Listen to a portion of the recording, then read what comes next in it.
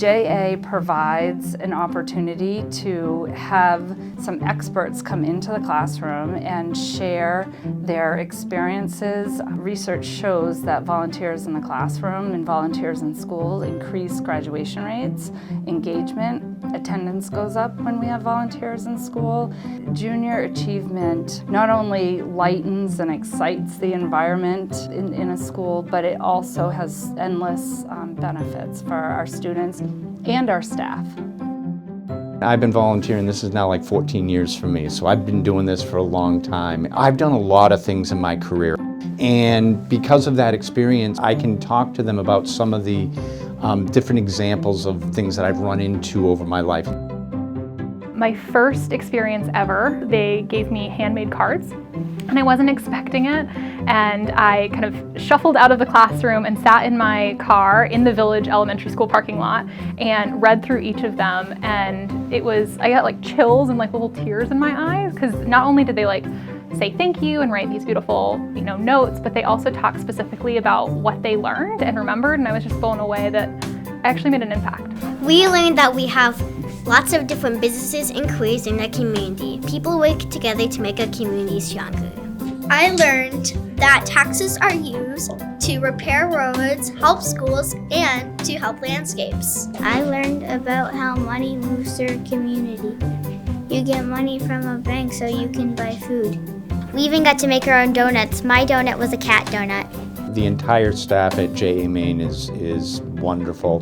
The materials they give us are so complete and make it so easy for us to teach. I don't have any classroom experience, but the guide that they give you makes it so that anyone can do it.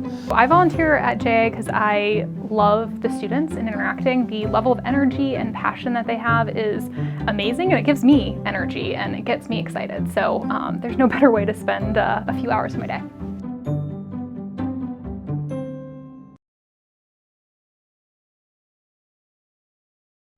Good evening, everybody.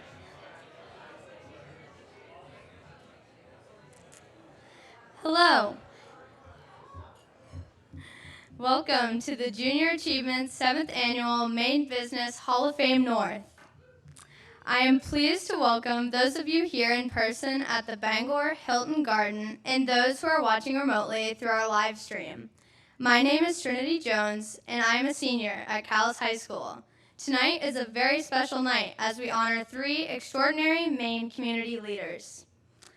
A gentleman who is trailblazing the tourism industry, an entrepreneurial woman at the forefront of growing Maine's economy through marketing and strategy development, and a third-generation automotive dealership owner whose charitable activities reach far and beyond central Maine.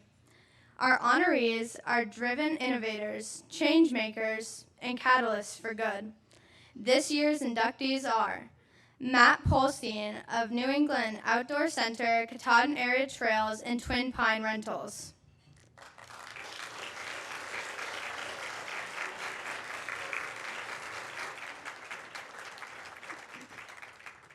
Elizabeth Sutherland of Sutherland, Weston.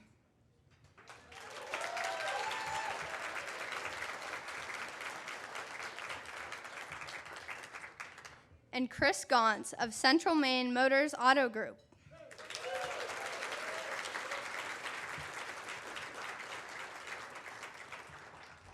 It is now my pleasure to introduce the host for this evening, Mr. John Small of WABI TV5. Welcome, John.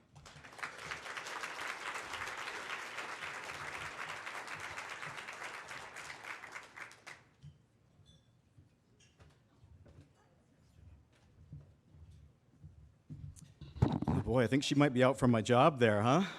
Wow, nice job, Trinity. Well, welcome everyone to the Junior Achievement's 7th anniversary of our Maine Business Hall of Fame North. As Trinity said, I'm John Small from TV5. Happy to be back here again for the 7th year in a row, kind of. We were virtual last year, and we're back in person, can you believe it, for the first time since November of 2019. All right, good to see everybody again. Well, as you all know, this is a very exciting night as we honor 3 stellar individuals who have shared their passion and success with Maine and helped cultivate a strong, vibrant, and collaborative community along the way. Tonight, we're here to shine a light on their achievements and lift up the future leaders in Maine. Junior Achievement Kids. So congratulations to this year's inductees, Matt Polstein, Elizabeth Sutherland, and Chris Gaunce. Let's give them all another round of applause. We'll have a lot of applause for them tonight.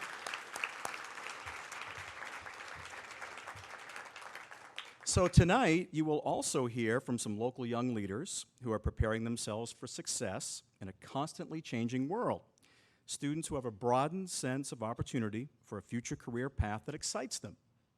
Students who have been positively impacted by JA mentors and are taking their new skills and passion and turning it into action.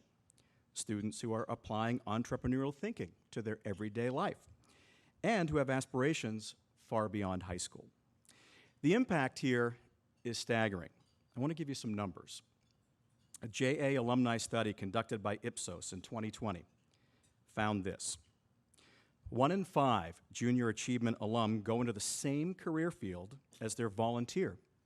53% of JA alum have started their own business at least one point in their life. That's pretty amazing. Those are big numbers. Truly impactful experience that's opening kids' minds up to the endless possibilities. You will also hear tonight from a dedicated volunteer who saw a need to address future generations of entrepreneurs at an early age, and an incredible educator who is empowering her students with the skills needed in the real world. First of all tonight, though, this doesn't happen by accident here. We want to thank all of our wonderful sponsors for making the night possible. I'm going to read down through the list. If you can hold your applause to the end, we'll give them a nice big round at the end.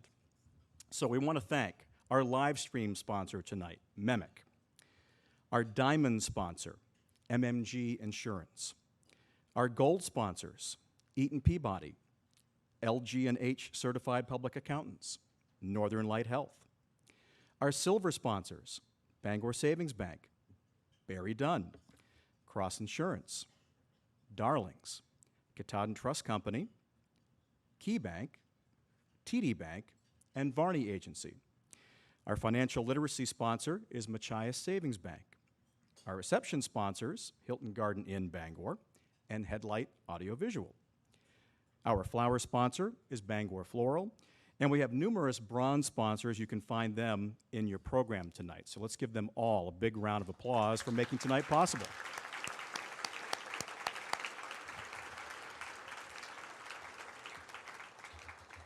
So to get us started tonight, I know she loves public speaking. She always does a great job, though. I'd like to invite Michelle Anderson, who is the president of Junior Achievement of Maine, to come up to the stage to highlight the growing impact of JA on the youth of our state. Please welcome Michelle.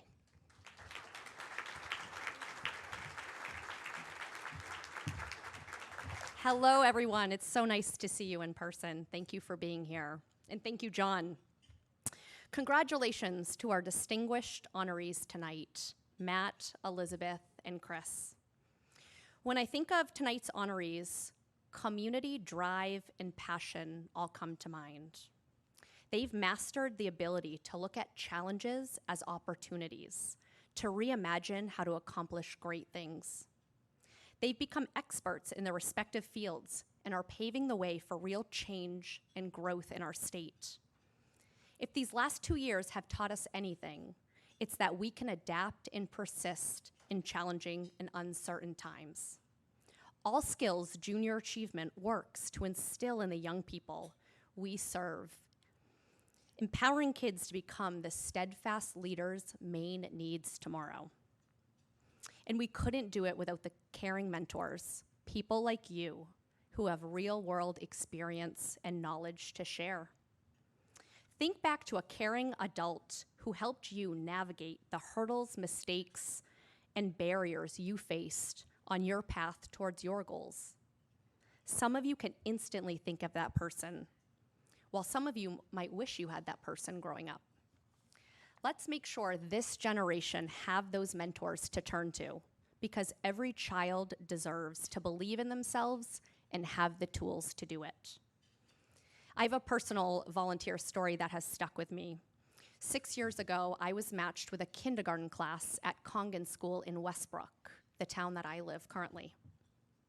As part of this program called JAR Families, we learned all about making individual choices, the differences between needs and wants, what money is, and the value of work. During my last session in the class, I asked the 5 and 6-year-olds, what was something I'm giving you that you can't see? We had just talked about what a volunteer was, so I was looking for the answer, time. So I had a few good answers, and finally a little boy raised his hand and said, Miss Michelle, you're giving us love. And I asked, why do you think I'm giving you love? He said, well, you come into our classroom with these fun games and you spend time with us, and that is love. I looked up at the teacher who put her hand on her heart, and I just thought that was the best answer. And I was filled with so much gratitude in that moment, and I had hoped every junior achievement volunteer could feel the way I was feeling. It's really that simple. You have no idea the impact you can make by simply giving a little bit of your time and your love.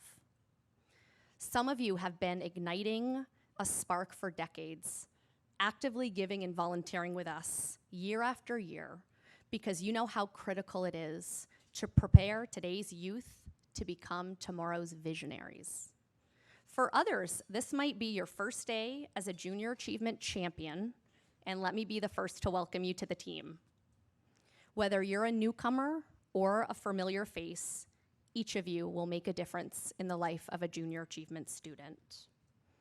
To further reinforce Jay's powerful impact, I'm really excited to introduce our next speaker. Susan Walsh is the Alternatives Pathway Educator at Sumner Memorial High School and has a really amazing story to share about her students. So please welcome to the stage, Sue.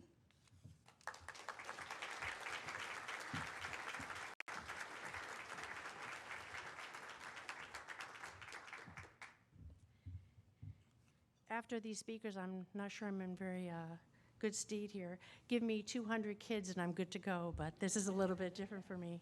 Thank you very much for including me this evening. I'm a teacher in Sumner Memorial High School. We have an Alternative Education Pathways program.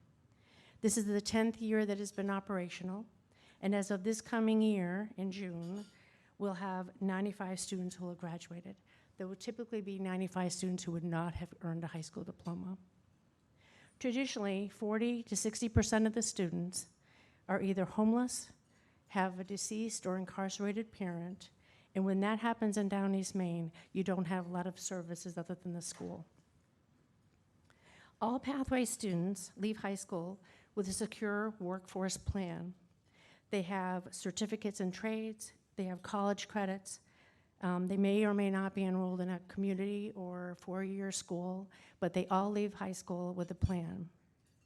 We begin that transition on their first day that they come to us, with the understanding that when they leave high school, they need to be secure and independent, because really, for the most part, they have to be while they're trying to attend high school. The difference with what we're doing is that we have a flexible program and we work with the students. We don't have a program that they fit. We fit whatever their needs are. Junior Achievement of Maine, and in particular our JA coach, Melissa Moffat-Dembo of Machias Savings Bank, has supported our mission since we first met in 2018. Quickly realizing that the students in the room went from students who have never had a job at all to students who are earning $60,000 to $120,000 a year. That's from fishing. Melissa has been able to customize our lessons and conversations surrounding budgeting, saving, credit and debit, and risk management. So every student has come away with learning specifically for their own circumstances. Our students realize that financial literacy is not just a subject, but it's the key to future financial security and independence. The video that you're about to watch was made with two of our young businessmen. While neither has his driver's license yet, each has a business plan and are on their way to financial independence. Taking the financial tools learned from the Junior Achievement Program, these young men have begun using the skills needed to continue to be successful business owners and entrepreneurs in Down East Maine. Definitely going to our tax base. Thank you so much. I appreciate your time tonight.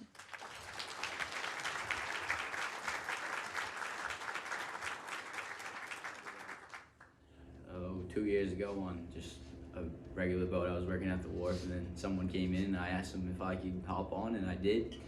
And then from there I just started going, and then I got tired of being behind the captain. I always had a dream I wanted to be a captain, so I saved up enough money and I bought myself my own boat, and hopefully it'll be all done this year. I worked as hard as I can whenever I could, and eventually I just kept making money and saving it up, and I had an option. I could buy a really nice truck or I could buy a really nice boat, and I just went with the boat because the boat's gonna make me money. I paid $27,000 for my boat, and I'll probably need to dump another $4 to $6 grand into it maybe. Every week I have a guess of what I'm gonna make, and then at the end of the week I'll see what I made and put it in my savings and just keep making money from there and investing in upgrading my gear when I can, just because the gear is gonna make you money, so the more you just kind of upgrade it, Right. the more it can help you. Can you tell me about your emergency fund? Yeah, 20,000 saved up in case something goes wrong with my boat, because I just need to get it back in the water as fast as possible so I can just continue to make money.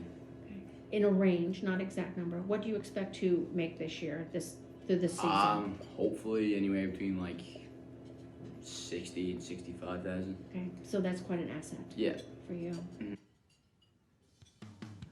Your journey's been a little bit different, but Yeah, tell me it's what been fairly different. I started off pretty much when I was 12 going with my father, and then when I turned 13 I started venturing on the other boats, and this year, like, my father, he offered me a boat, and realistically I'd be dumb if I didn't take the opportunity and have that boat. You had other plans too, like you might go in the military, and you Yes. also had taken entrepreneurship classes to see if you would open your own business. Yep. Are you seeing that the boat, even though it might not be what you do forever, that it's an asset for you? Oh, 100%. That boat, if it doesn't end up being my whole career, I can still sell it or have someone like lease it out and have some passive income while I have my other businesses running. So it could be a really big asset for me. Well, it really depends on how the price is looking, but realistically I think I could make around 50 to 75 grand. In 7 months, I feel I could make 10 to 15 grand and buy a decent truck, or buy just a 5 grand truck and have 5 to 10 grand just for maintenance or fuel. Well, realistically, if it doesn't put clothes on my back, food in my mouth, or keep me like sheltered from the cold or something, and it's not like a necessity for everyday living, I don't need it.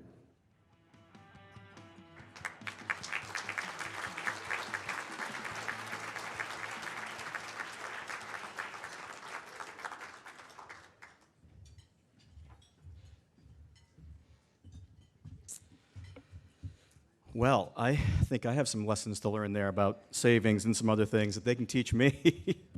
And by the way, thank you, Susan. You did a very nice job. So as you can see, it is just incredible to see students applying lessons learned through junior achievement to their real life. Education is a catalyst for opportunity and economic empowerment. We applaud educators across our state who devote the time and energy to igniting a spark and helping kids make the critical connections between education and opportunity. When our kids are successful, our communities flourish, and you will see that demonstrated from our next speakers here tonight. I am happy to introduce 3 young ladies who have taken lessons learned through junior achievement and applied them to their life and their long-term aspirations. So please help me in welcoming to the stage Kate, Alexis, and Trinity of Calais High School.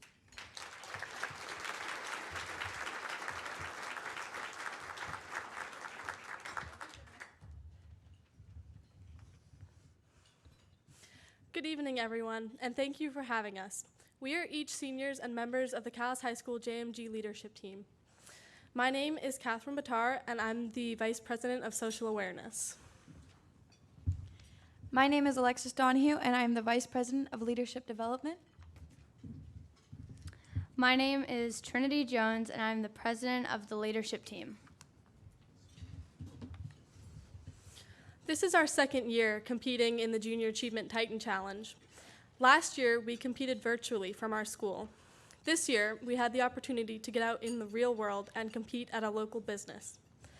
Not only did we develop the skills linked to completing the challenge as a team, but we also learned about jobs and internships at financial institutions.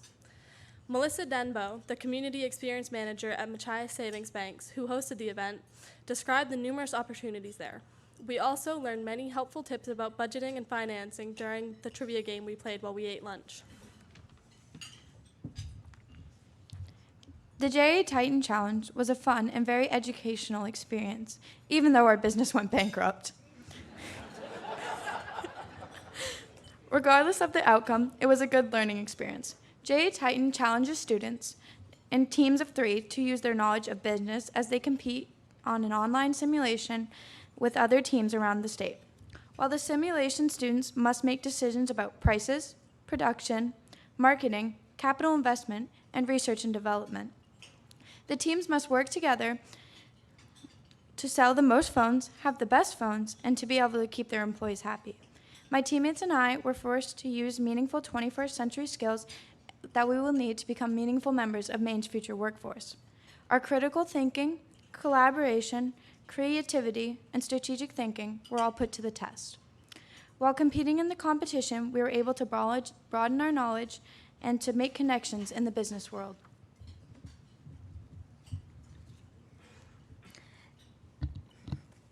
The JA Titan Challenge was a great opportunity for high school students like us.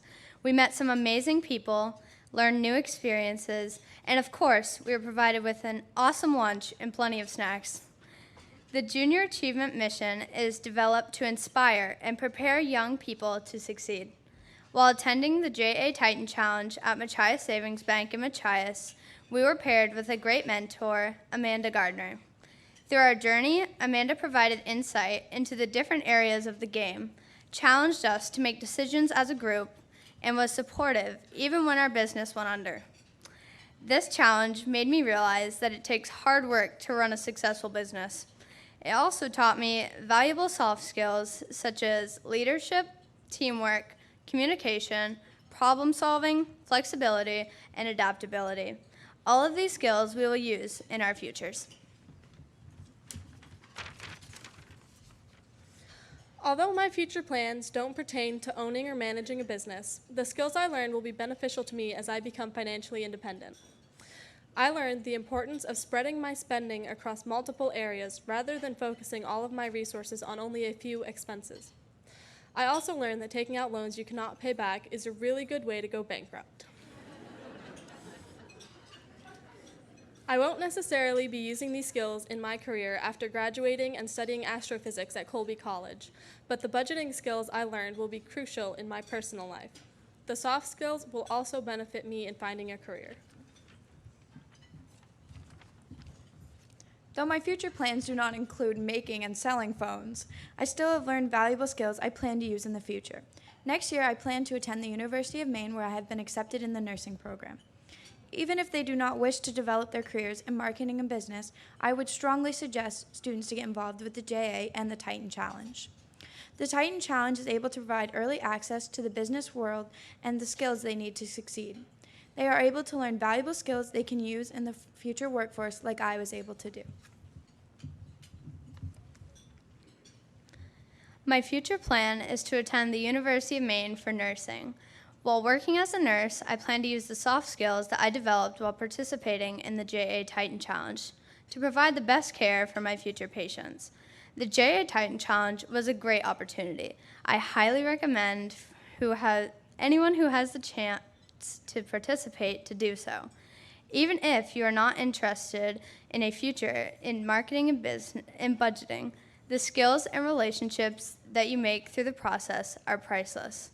Thank you all for your investment and support of Junior Achievement. It helps students like us prepare to be successful adults. Thank you.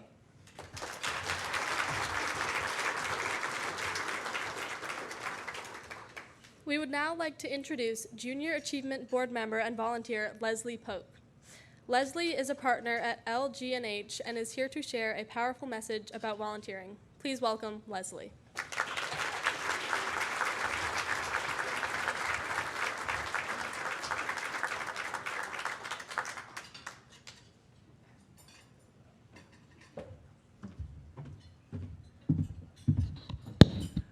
I don't know if I can top them.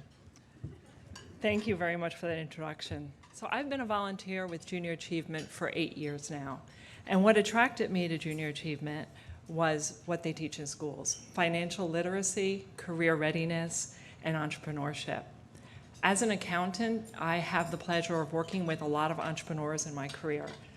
And many of them are just starting out their journey into business. And I have seen the negative impact on these young people when they don't have the information to make the proper choices in setting up their businesses for success. So volunteering with Junior Achievement was part of my effort to address this with future generations of entrepreneurs. I want to point out that when you sign up to teach a class in Junior Achievement, you receive a packet of beautifully put together materials. They're quality, full color, fun materials, and in that packet is a guidebook that literally walks you through every lesson for each day that you teach. It is incredibly easy to do this with very little preparation. So the first time that I volunteered with Junior Achievement, it was with a JA in a Day program with 7th grade students. And JA in a Day is when a team of volunteers goes into a school and they teach the entire program, usually to a whole grade or a section of a grade, in one day. And I really enjoyed this because you got your whole volunteer commitment done in one day. But the topics that you were teaching, for me, were great. We were talking with older students, 7th graders, who were ready to talk about things like careers and money management. And I thought, this is the grade that I'm going to stick with. This is perfect. But one day there was an opening in a 2nd grade class, and I decided I'd try it. And from the moment I walked into that school, it was a completely different experience. First of all, elementary school kids, they openly express their happiness to see you, which is very different than teenagers. And they are really excited when you walk into that school. So I was teaching that class, and there was one little boy that wasn't as involved. He was a little withdrawn, and I would try to come over and talk to him when we were doing individual activities or small group activities. And the class went really well, but I was never sure if I connected to that child. So fast forward 2 or 3 weeks, and it's Halloween, and I'm on Maple Street in Bangor. And I don't know if any of you know what Maple Street in Bangor is like on Halloween, but I have a girlfriend that lives there, and she asked me to come out and help her hand out candy. And they literally shut down blocks of the street, and the residents really get into decorating, and parents come in from all over with their children, and it is wall-to-wall trick-or-treaters. And so you give out so much candy, you just kind of get in the zone. So I'm in my zone handing out candy, and all of a sudden I hear this little voice say, "Oh, she came into my class." And I looked up, and it was that little boy I just told you about. And he came walking towards me with his little orange plastic pumpkin, and he said, "Do you remember me?" And I said, "Of course I remember you." And that literally made my day. So when I tell you that volunteering with Junior Achievement, you get back more than you give, I really mean it. I have kids come up to me at the grocery store just to say hi. But I want to share one more story about volunteering. So back in elementary school, I think it was a 3rd grade class, and the activities around jobs. So we have, as volunteers, we have for this activity, a deck of job cards. And on one side of the job card is this beautiful, like cartoony, full-color depiction of someone doing the job. And on the other side is a list of skills and qualities and training that they would need to do that job. And the volunteer puts them into a bucket or a box and mixes them all up and then walks around. Each student draws one card out randomly.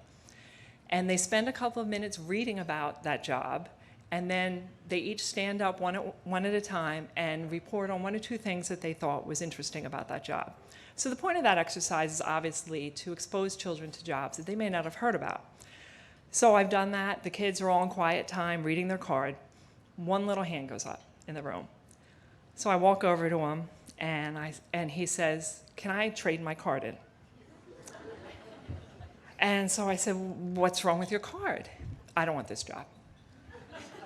So he hands me the card, and I'm not kidding, it's the accountant job card. Yeah. So this was just a couple of weeks after tax season. So what I really wanted to say to him was, look, buddy, you're stuck with it just like I am. But I didn't. I smiled and I looked at him and I said, you know, I'm an accountant. Don't you want to be a cool accountant just like me?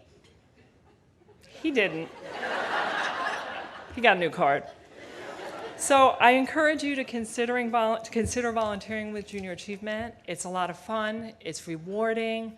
You truly are giving to these kids something that they need. And worst case scenario, you're going to come away with some really great stories. I now have the pleasure to introduce third grade Junior Achievement students from All Saints Catholic School who have a message to share with you. Please help me welcome Gabe and Mia.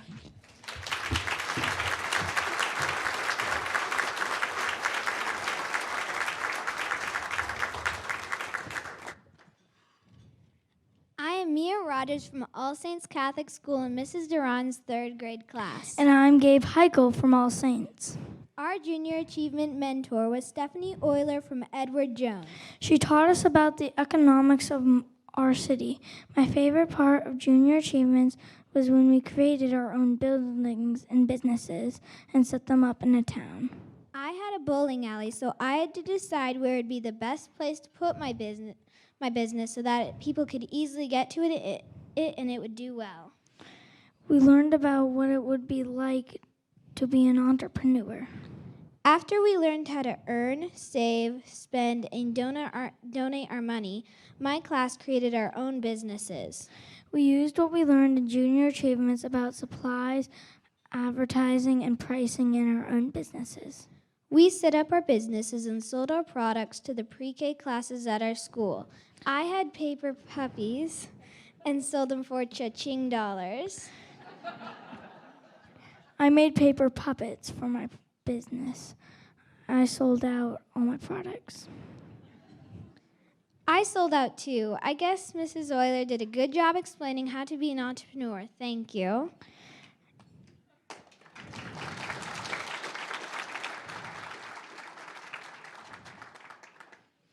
As you heard, we all learned what you can do with money. Did you know that money comes in different forms? There's cash, checks, debit cards, credit cards, and electric payments. You can even pay with things right on your cell phone. Look up at the screen. This is called a QR code.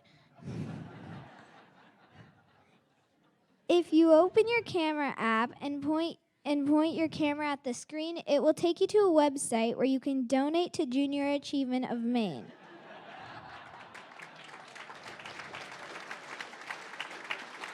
Keep saying, keep talking. Junior Achievement is a nonprofit business, which means they need companies and people to donate money so that kids can have mentors come into their classroom and teach them about jobs and money and being an adult. Thank you for believing in kids like us, for helping and for helping us plan for our futures. Thank you.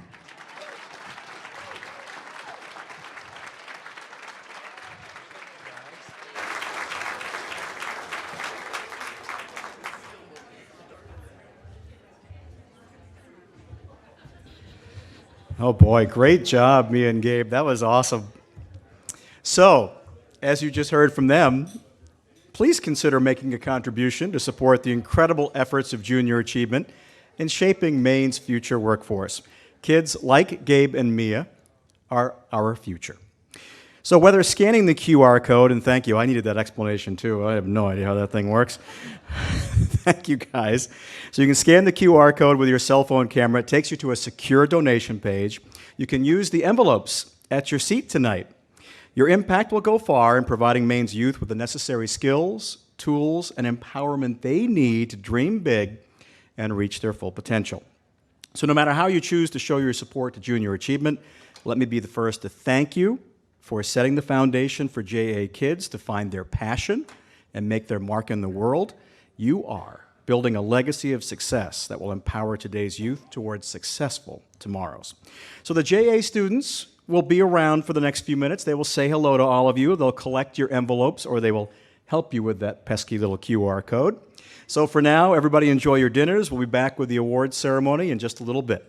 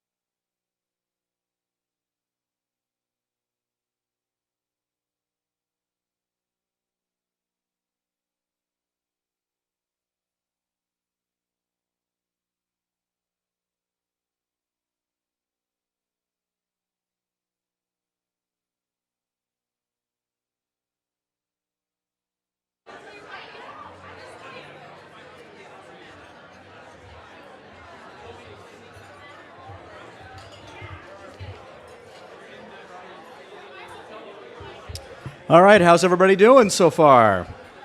Enjoying your dinner?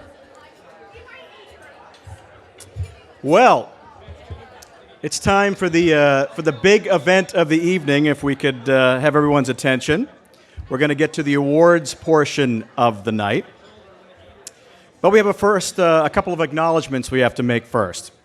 First of all, I'd like to thank the Junior Achievement Team and Board of Directors for their tremendous leadership, vision, and passion for the JA mission. Will the JA team and the Board of Directors who are here please stand and be recognized?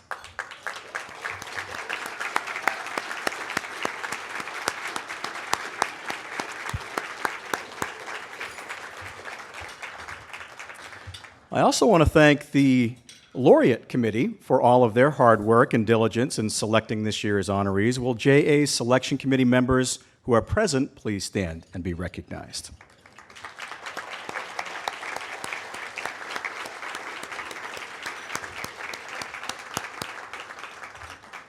And one more thing before we get to the awards. Did you know in the past 33 years, 108 leaders have been inducted into the prestigious Junior Achievement Maine Business Hall of Fame? We are fortunate to have some of them here this evening. So will our past laureates please stand and be recognized? Jean Dean. Where's Jean? There she is. Lori LaChance and John Prescott.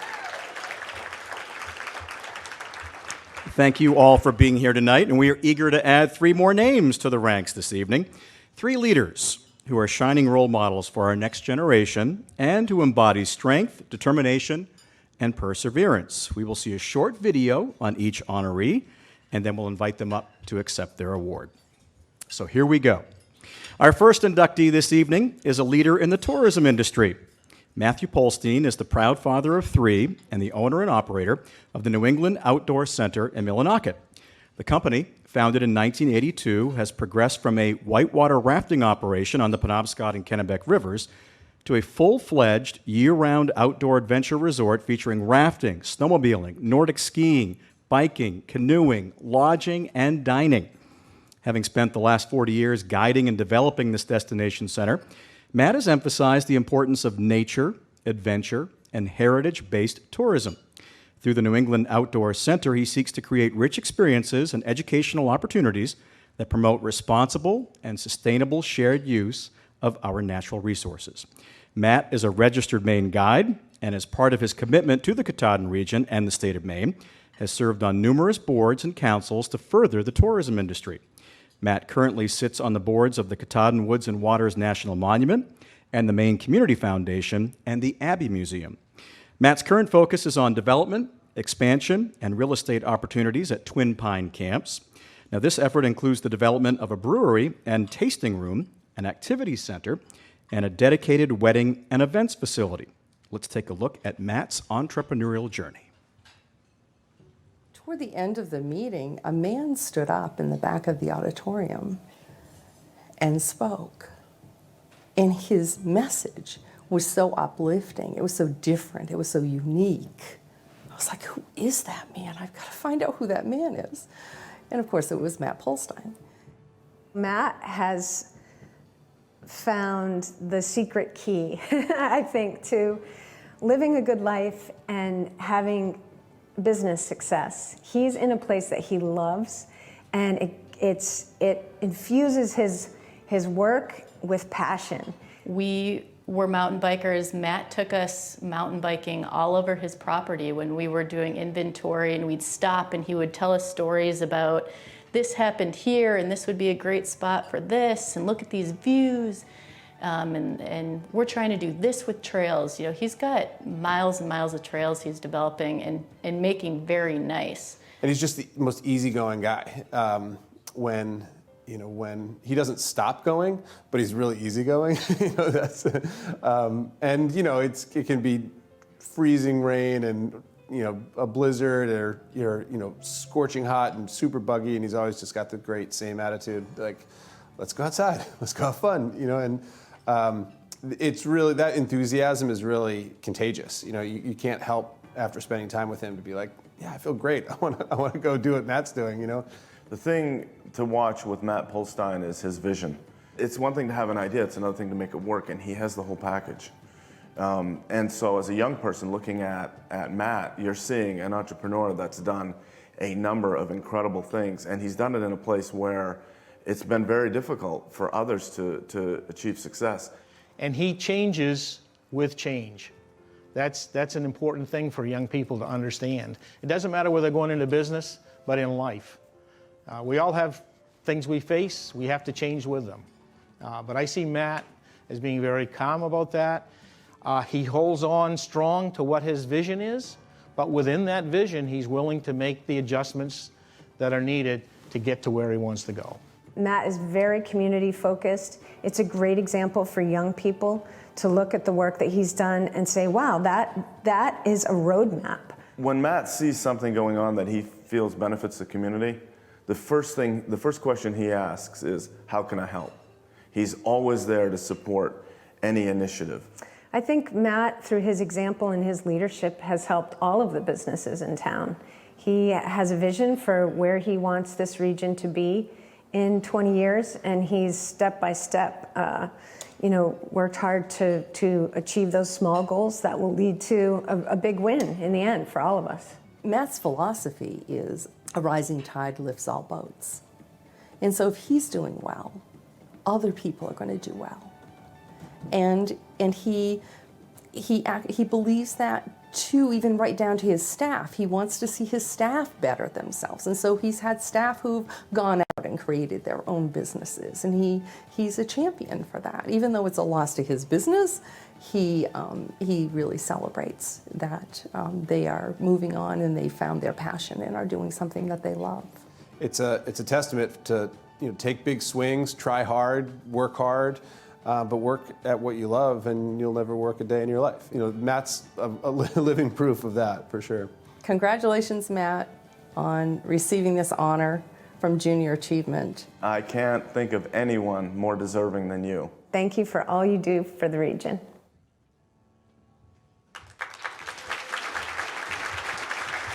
And would you please welcome Matt Polstein to the stage.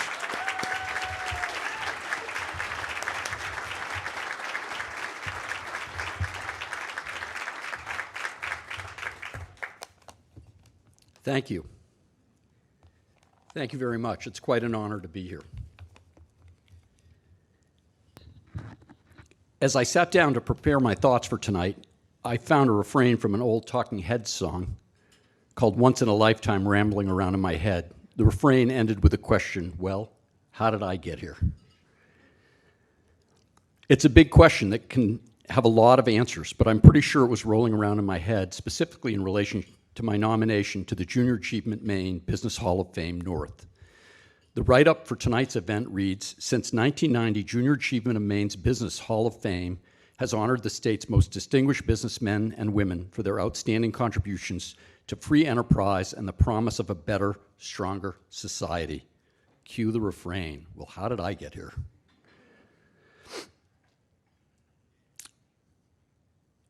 I'm a big fan of Henry David Thoreau, and I find his quotes both relevant and inspirational. Perhaps two of his quotes to speak why I'm standing here in front of you today. The first, if one advances confidently in the direction of his dreams and endeavors to live the life which he has imagined, he will meet with success unexpected in common hours. And the second, success usually comes to those who are too busy to be looking for it. Both of those speak to how I might have found my way here tonight, but I think the second one is likely the most logical explanation. I'm humbled and honored to receive this award because if I can flip the page, because it reflects the thinking of respected peers in the Maine business community, and because I can think of many great candidates that could be standing here in my place. I'm humbled because of the list of people, the three of us receiving this award tonight, join in the award's recognition. Distinguished Maine businessmen and women, the Honorable George Mitchell, Leon Gorman, and Lori LaChance, to name just a few. Well, how did I get here? My story starts in 1982. Maine was looking to regulate the rapidly growing whitewater rafting industry, and as a young raft guide with a passion for the excitement whitewater offered and an inkling of an idea of the activity's business potential, with a partner, I jumped in. That jump, however, presented a problem. I was enrolled in college, and my parents, both educators, placed a high value on a college education. With trepidation, I broke the news to my mother and father. The completion of my college education would have to wait. Expecting a long lecture on the misguided logic of my jump into the tourism industry, my father surprised me by offering to loan me the money he had set aside for college that year to help me start the business.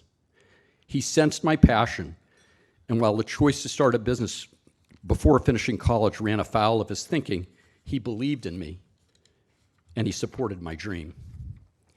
In 1984, it became apparent to my partner and I that I wanted to move the business forward at a pace that left my partner uncomfortable.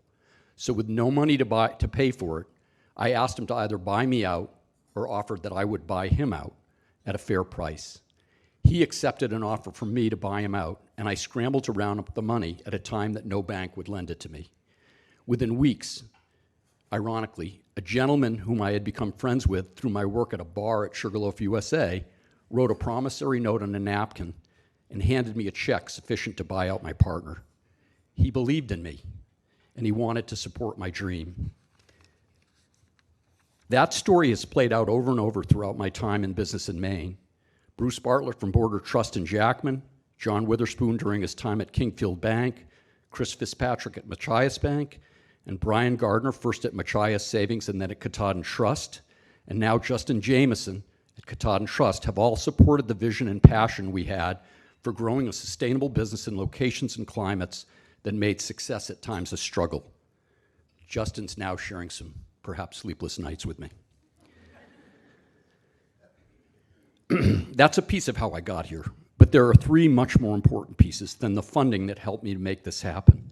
One is the setting in which we do business, on the shore of Millinocket Lake, in the heart of the viewshed that is the Katahdin region, a region that many of you know is in transition from a long history of lumber and paper making to a more diversified future that involves tourism, hopefully production still in the wood products industry, and all the economic activity that industry still drives in our area.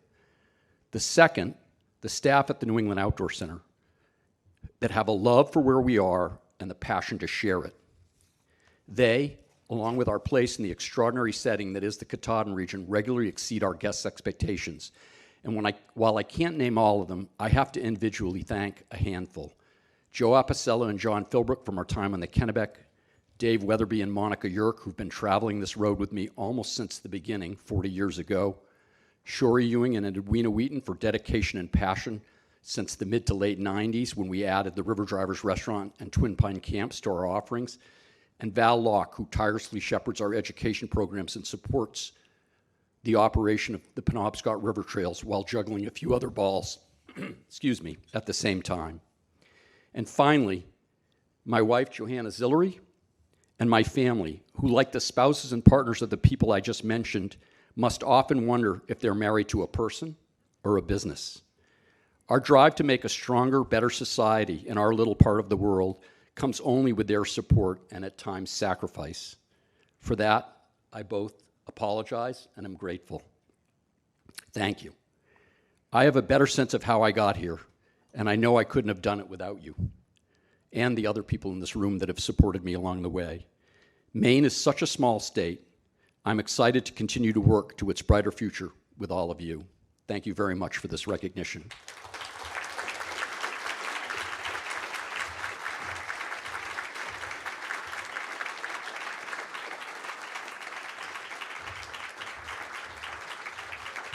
Hang on, Matt. We got to give you your award.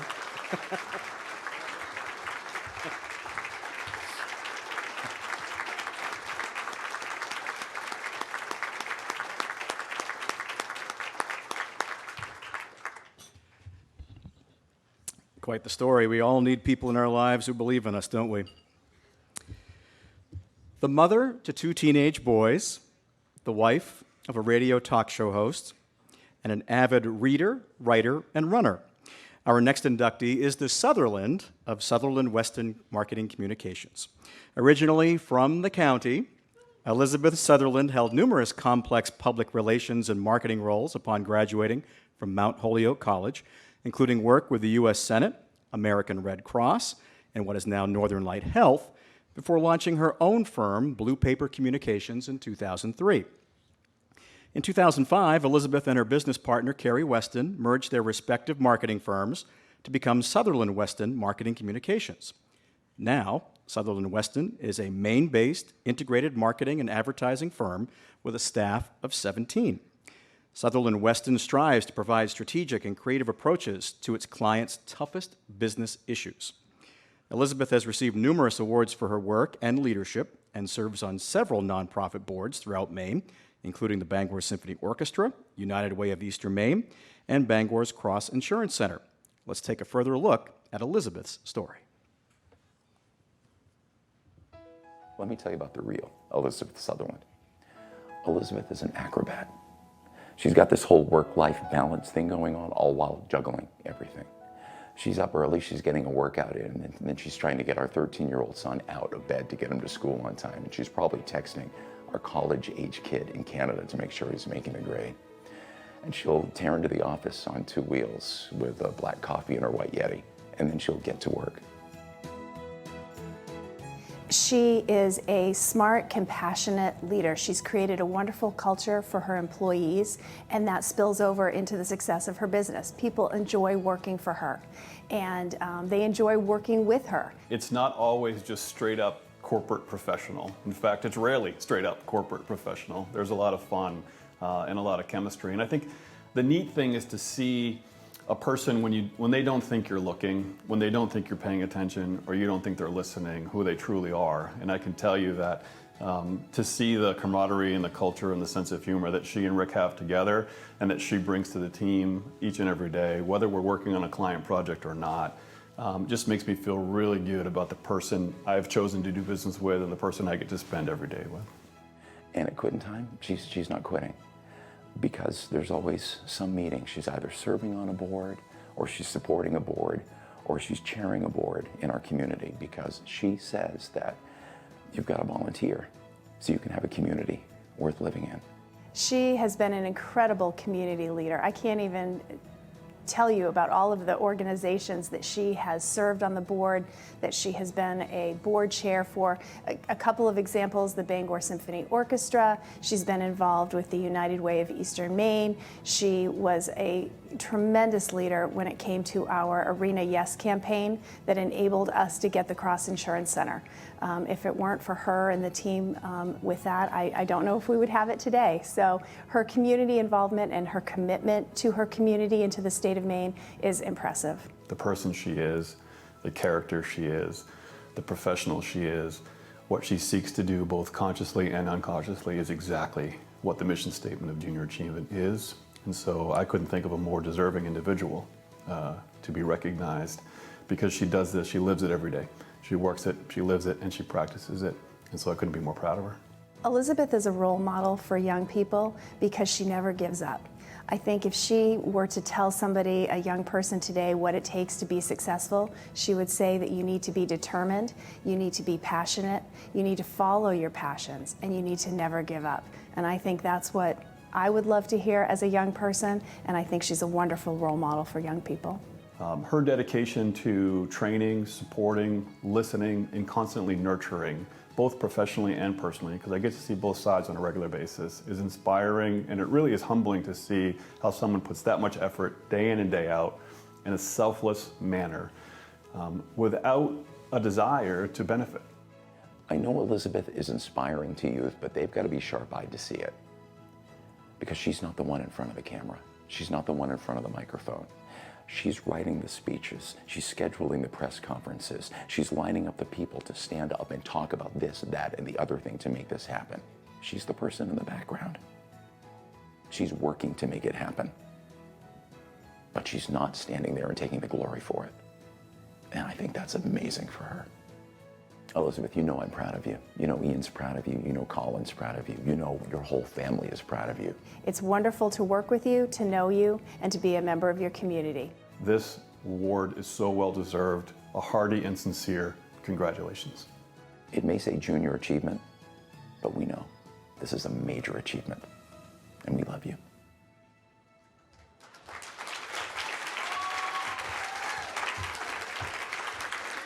Please help me welcome Elizabeth Sutherland to the stage.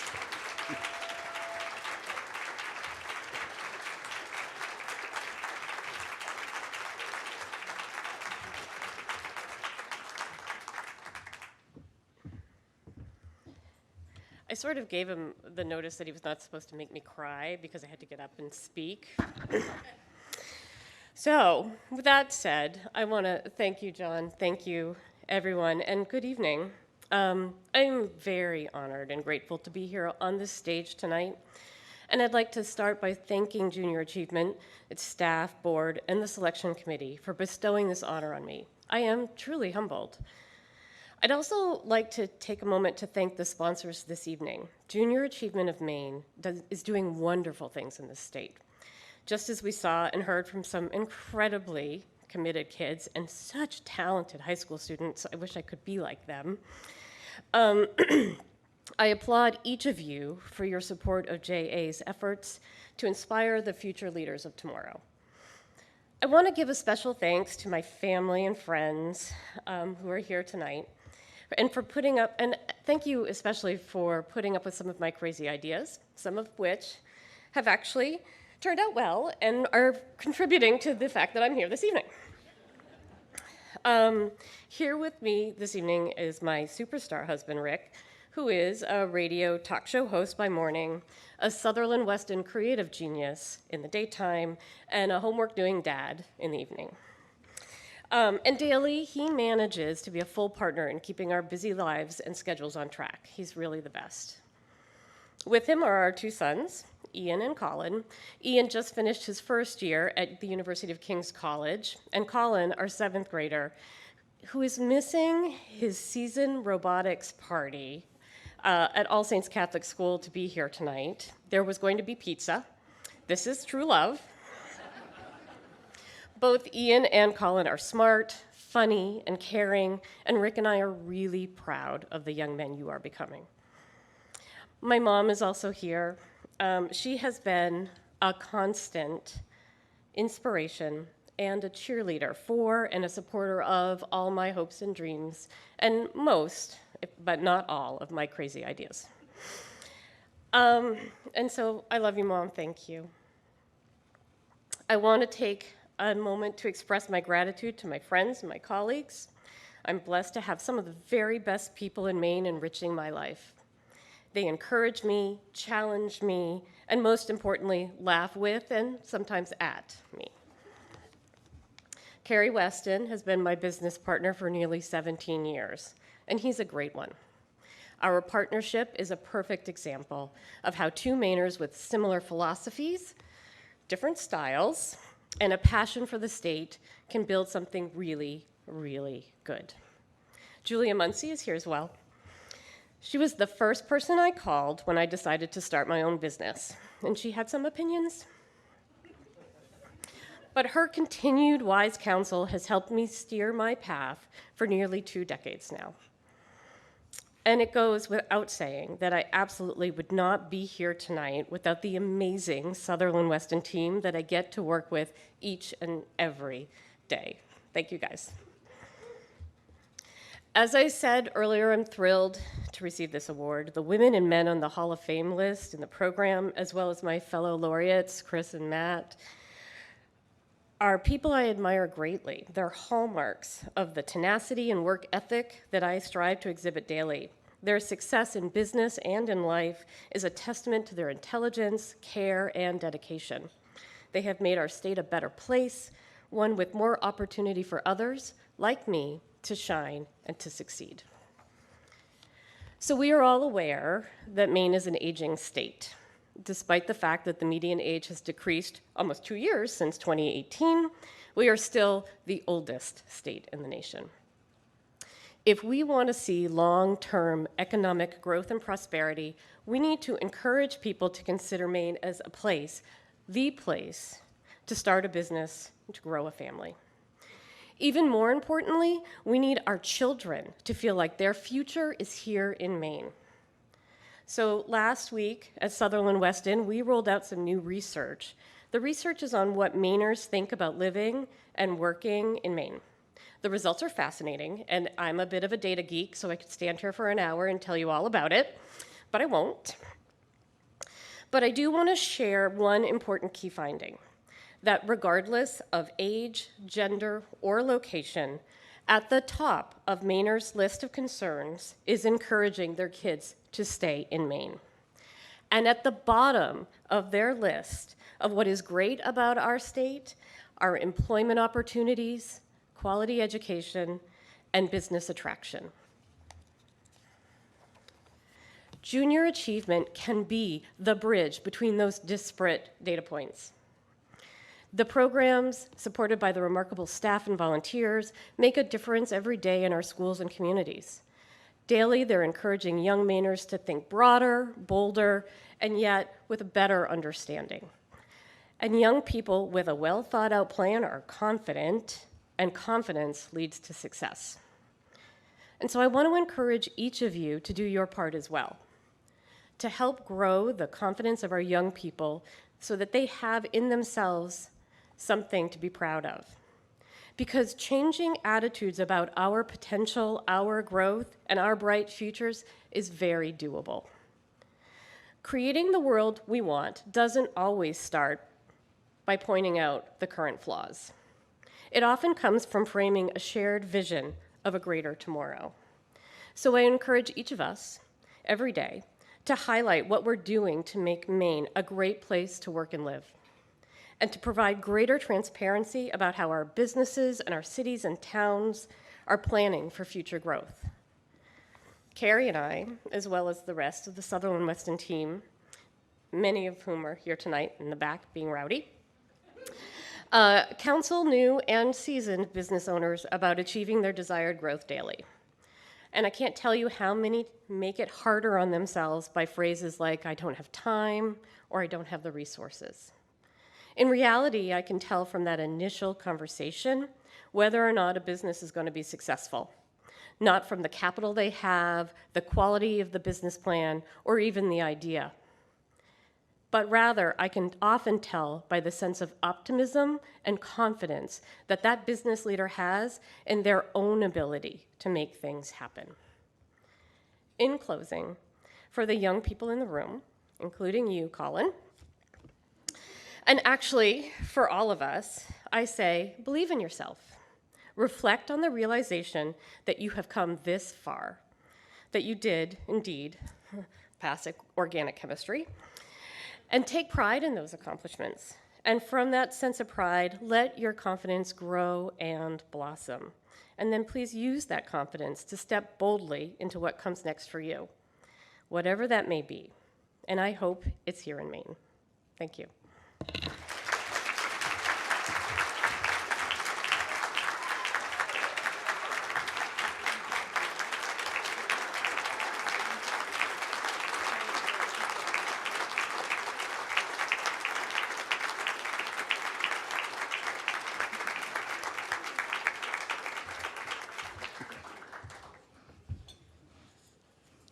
Mom did well, huh, guys? I hope Colin's getting pizza later. Our final inductee this evening is a Waterville native who became a third-generation owner of Central Maine Motors Auto Group in 2015. Chris Gaunce began his career in 1992 with General Motors and the Hendrick Automotive Group upon graduation from Northwood University. In 1997, he and his wife, Lynn Ann, came back to Maine to start a family and help the family business. Now, the dealership at that time had 2 locations and 60 employees, and since has grown into 7 buildings on 20 acres, employing 200 people. Now, Chris is active in the community on every level. He's a member of the Waterville Rotary Club, a trustee of Northern Light Inland Hospital. He serves on the board of Kennebec Savings Bank and the Maine Automobile Dealers Association. Chris promotes charitable activities designed to involve his dealership's 200 employees. Chris's proudest community endeavor is the work around the Central Maine Growth Council as board chair for the last 8 years. The council serves as the economic development agency for the Central Maine region, and workforce development is one of their many projects. The dealership participates in a student mentorship program with Mid-Maine Technical Center. High school students spend 12 weeks in the dealership learning the importance of soft skill development and are introduced to all departments of the business. This successful model gives students the opportunity to experience early exploration. Let's take a look at Chris's inspiring career. Chris is really the perfect person to be honored by Junior Achievement of Maine.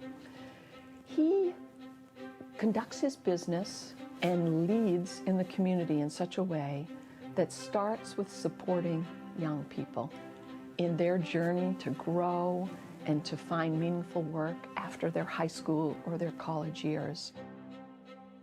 It's harder as you get older to stay connected with your younger self.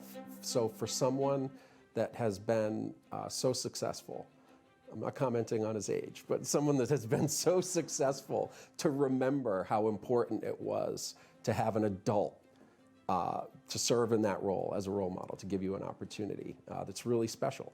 He just has the unique ability and vision to know that there's some experiences he can offer that maybe other businesses can't, that will give young people a real head start in developing their own career skills. And to be clear, it's not just about self-serving his own business, because many of the students that have opportunities when they're in high school don't end up at Central Maine Motors, but they stay in the industry, they end up owning their own businesses, and that's all good stuff too. Chris is a giver, you know, and that's what happens with individuals like Chris.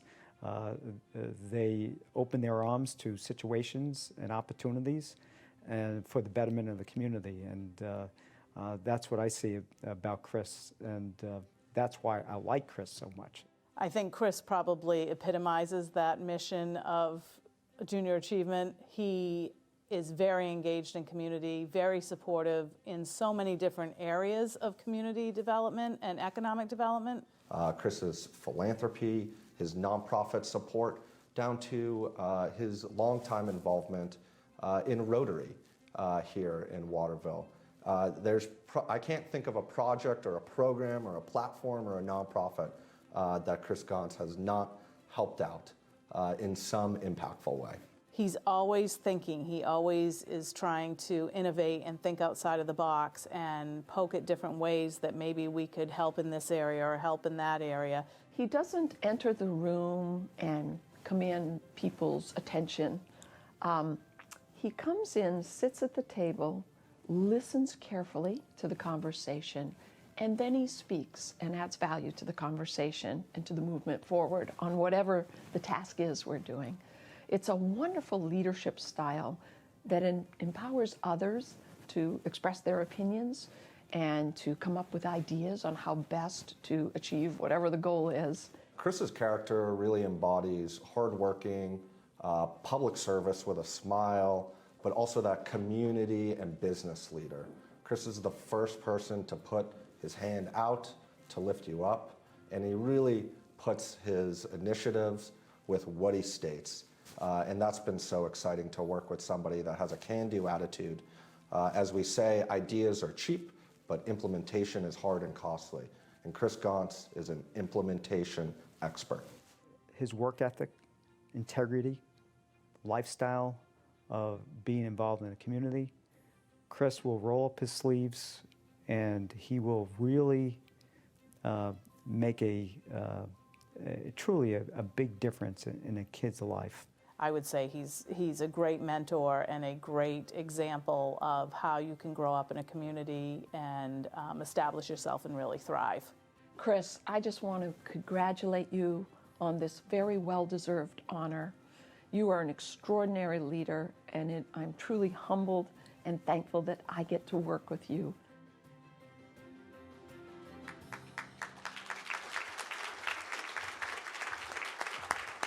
Please welcome Chris Gaunce to the stage.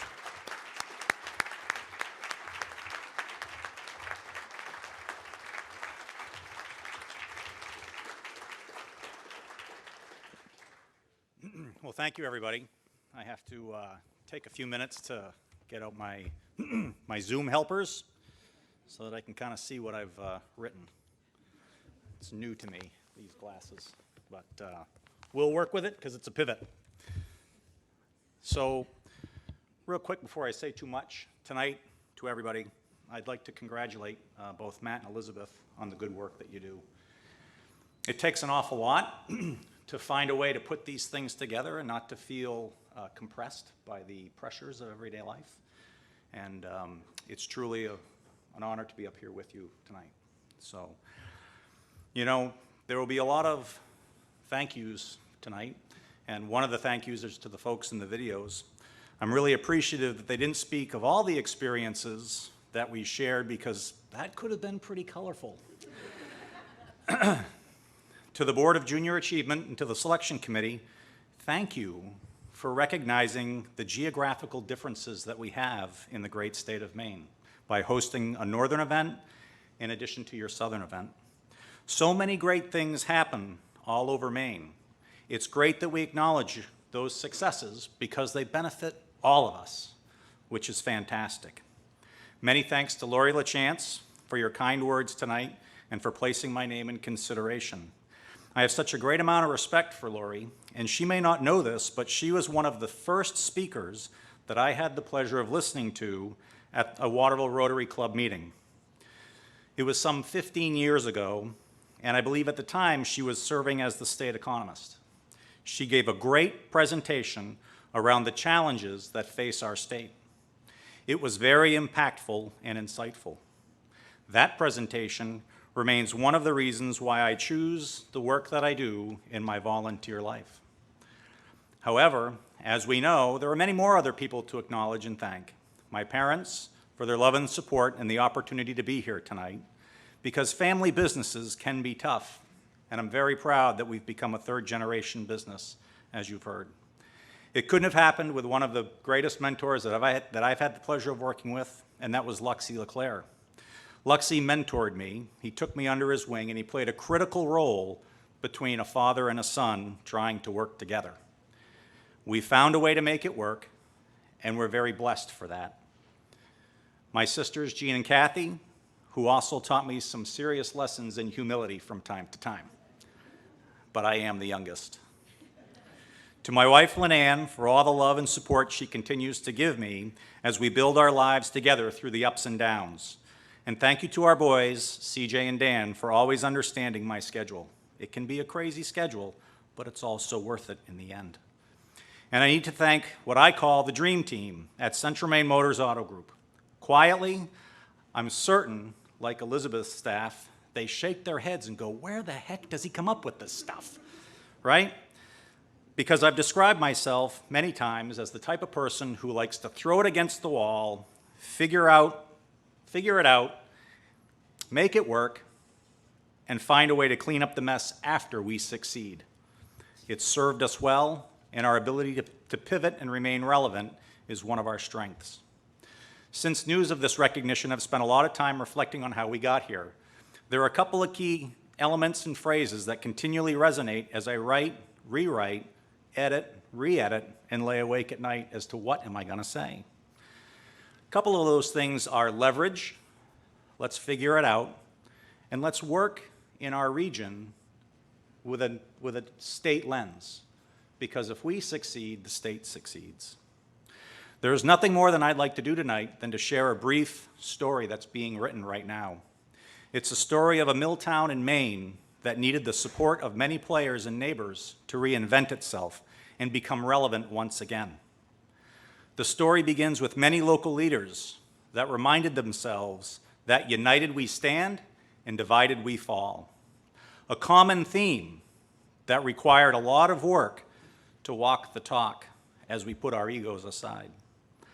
A common theme that developed into a common vision, and it remains a vision shared by private investors, for municipalities, and key corporate citizens like Colby College, Thomas College, the Bill and Joan Alphon Foundation, and the Harold Alphon Foundation. Of the utmost importance to all of us in the Central Maine Growth Council is to recognize and remind ourselves, and you would think that we wrote these together, right? Is to recognize and to remind ourselves of what makes our region special. For simplicity's sake, when I speak of Waterville, it really means Greater Waterville and the surrounding communities of Winslow, Fairfield, and Oakland. These partners in the Growth Council took the time to lead residents through a visioning process to discover all things possible. And that's a quote from a video from Lori LaChance that resonates. Each of the partners leveraged their relationships and catalyzed residents to regionally get involved and make the change they sought to seek the change they sought. For me, that became my calling card to become a member of the Central Maine Growth Council. During the scoping exercises, we recognized that we are well suited in Waterville. If you think about it, Waterville is 60 minutes to all of Maine's population centers. We're within an hour to 2 major airports, and we're an hour to the coast, we're an hour to the mountains. We have 3 outstanding colleges, 4 amazing high schools, and a world-class career and technical education center. And we're located near the Belgrade Lakes on the Kennebec River. We've got a great place to be. Options. No longer did we have to think about bringing in a business and luring them with tax incentives. We could be a place people could live and commute to other areas. And it became part of the vision that we sought. Through this thoughtful planning, we leveraged our strengths to stand tall together and to build our economy from within the region. From those early days 9 years ago to where we are today, so much good has developed, and it continues to develop, chapter after chapter. The resurgence of Greater Waterville happening before our very own eyes is happening now. We talk all about the benefits of getting in on something at the ground floor and benefiting from that growth. Now is the time in this part of the state. In Waterville, we're doing that today and every day. I look forward to the meetings at the Growth Council when we discuss how successful programs like our new business accelerator, Dirigo Labs, is becoming, working with 12 businesses to overcome the obstacles of what it means to scale up and live and locate in Maine. It's happening now. We love to connect the resources of Maine and Waterville. We love to show people that they can be competitive on a global scale. The work that we provide with our Foreign Trade Zone program extends far beyond the boundaries of Waterville from Portland to Pittsfield, and it allows companies to be competitive in the global marketplace. To support this, we've worked to develop work-ready programs for over 90 students in our Career and Technical Education School of Mid-Maine Technical Center. 90 internship opportunities for students to learn what it means to have a job in Maine, earn a living, spend their hard-earned working and making it happen. Working with businesses to find creative ways to build their workforce by creating an active pipeline of youth talent so the veteran employee could develop their skills and advance in their vocation of choice is so incredibly rewarding. Businesses could invest in their current workforce, elevate the skill set, and now backfill the pipeline because we made those connections at the Growth Council. Through all this work, these are just some of the accomplishments, but we can now say in our little part of Maine, and we can say it with confidence, that Waterville, Greater Waterville, is a great place to live, raise a family, have fun, be part of something special. And it's happening now because of all things possible. It was a team. So I have to say thank you to folks like Kim Linloff, Garvin Donegan, Sabrina Jandro, Susan Rulin, Emily Kuchar, and Jake Contarato. Your get it done, make it happen, we'll figure it out attitude is driving change, and it's noticeable. Would also like to thank the constant counsel of people like Bill Alfond, David Green, Doug Terp, Lori LaChance, Mike Duguay, and Beth Gibbs for your constant coaching and feedback. Coaching goes both ways, and I so value the words that we're able to have together to figure out how we're going to do this. And thank you to my fellow board members and investors of the Growth Council and municipal leaders for your support and allowing me to serve at the pleasure of the board. You heard it here tonight. Find your passion. You heard it here tonight. Dream big. And you heard it here tonight. We can find a way to make these dreams our realities when we leverage each other's strengths. We recognize the differences that we bring to the table, and we find a way to make it happen together. And junior achievement is one of the ways that we do that. Do you agree? Come on, do you agree? All right. They told me I was batting cleanup, so I had to have you applaud somewhere and get a little excited. So thank you for your time tonight. Thanks for coming out, and thank you, Junior Achievement.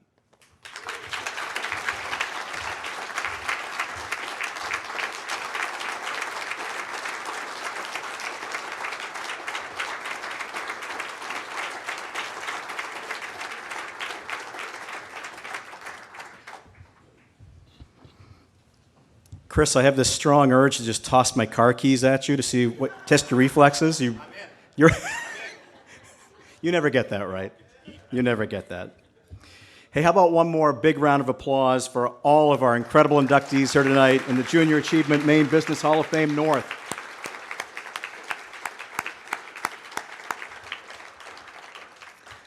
Matt, Elizabeth, and Chris epitomize the values, leadership, and resilience Junior Achievement strives to instill in young people every single day. Thanks to the collective power of role models and mentors, like all of you here tonight, kids are building the confidence and skill sets they need to reach their full potential. So thank you for joining us and for making a gift to forge futures for JA kids. And thank you for believing in the boundless potential of young people and the power of collaboration that Junior Achievement works hard to strengthen. I hope you all continue to stay safe, stay healthy, and thank you for coming tonight. Drive safe.